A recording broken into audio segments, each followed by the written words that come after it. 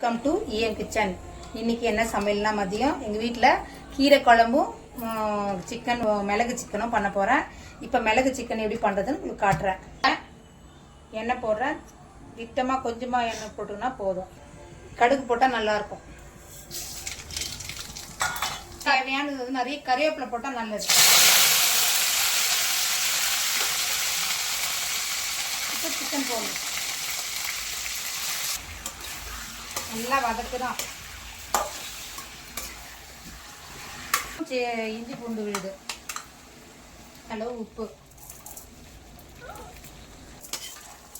நல்லா வதக்கணுங்க. 2 ஸ்பூன் அளவு மிளகாத்தூள் போட்டால் போதும். மிளகாத்தூள் போட்டுட்டோன்னே நல்லா 2 கிண்டி விடுங்க. இந்த மிளகாத்தூள் போட்டதுனால அது வாசனை வராமல் இருக்கிறதுக்கு கொஞ்சம் நல்லா 2 வதக்கு வதக்கணும். வதக்கிட்டு கொஞ்சம் அது ரெட்டிஷாக வருது பாருங்கள். ரெட்டிஷாக வந்த உடனே தண்ணி கொஞ்சம் விட்டுருங்க. தண்ணி ரொம்ப விட வேணாம், கொஞ்சமாக விட்டால் போதும். எப்படி இருக்குதுன்னு பார்க்கலாம்.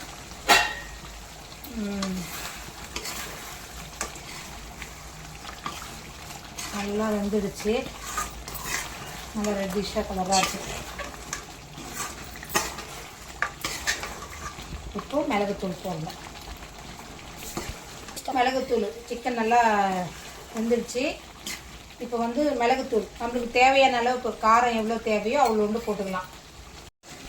மிளகு போட்டு மிளகுத்தூள் தூவிட்டு கிளறி விடுங்க. கிளறி விட்டுட்டு கொஞ்சம் சிம்மில் வச்சுட்டு ஸ்டவ்வை மூடிடுங்க. ஆகிட்டுருக்குங்க.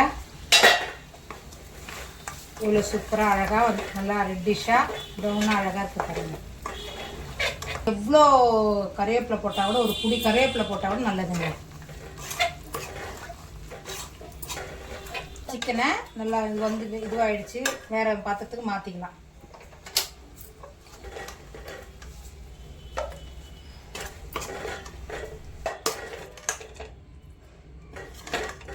கொஞ்சம் கூட மல்லித்தழை தூவிட்டு இதெல்லாம் செஞ்சு பாருங்கள். டேஸ்ட்டும் நல்லாயிருக்கும். பிடிச்சிருந்தா லைக் பண்ணுங்கள், ஷேர் பண்ணுங்கள்.